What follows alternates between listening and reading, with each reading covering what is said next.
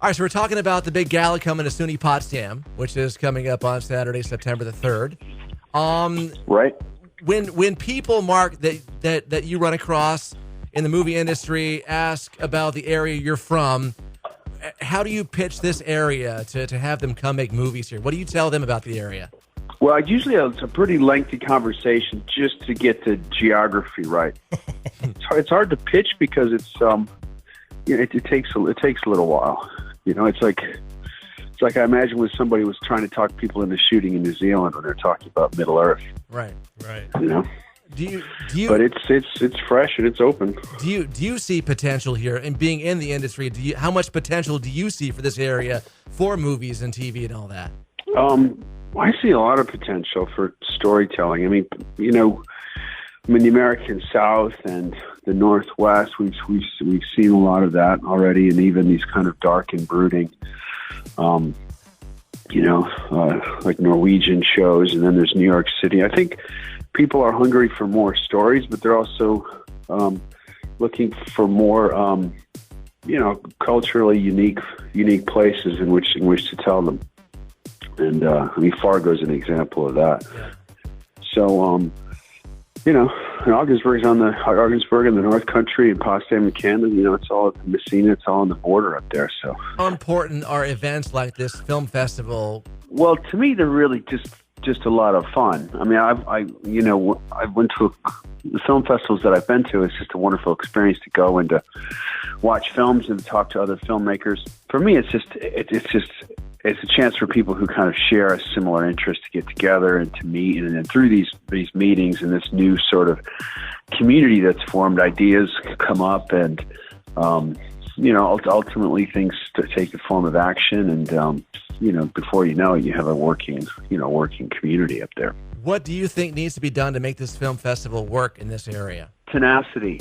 It's probably going to be what makes it work. It's just going to be staying power. I think people in the North Country, we see the news, we have Wi-Fi, we hear everything that everybody else hears, but I think when they see something is here to stay, then they take interest.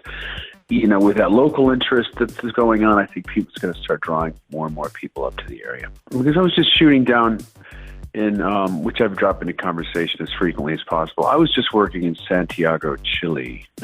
So, it's fairly remote, like say from Los Angeles or New York or New Orleans or Vancouver, and they've got a thriving film industry down there, and it's a long ways away. People learn jobs. They learn how to crew films and so forth, and I think that's possible for the North Country. We're much closer to some places that have a lot of resources, Montreal, Ottawa, even Syracuse, and even New York City isn't really that far. So, there's potential because things aren't that far away. And the state tax credits are tremendous, actually. This film here alone that we're screening at the Gala on September 3rd was made with incredible benefit from New York State tax credits, which for film producers is a big deal. It's that they set movies in places like this because of that. You'll see in scripts, tax credit state, location, setting, tax credit state. But you have to get them here to see it, to make movies here. Yeah, you got to make them more aware. Right. That's exactly right. And, gratefully, New York City isn't that far away. And right. For those who have the creative ability to be able to see the region as one that can host their story is the first step. So, events like this do a great job in letting that population know about it. Now, Mark, if you're going to make a movie here, what kind of movie do you make? What would I make if I was up there? Yeah, what movie? I would make a dark and brooding crime limited series. That's what I would make. Wired for the North Country. I mean, The Wire for the North Country. Well, no. It would be darker, more. Yeah. The Wire was just too hot. That was a comedy, wasn't it? Yes, it was very lighthearted, more mysterious. Right. Yeah. Do you want to make a movie here someday? Me? Oh, absolutely. Yeah.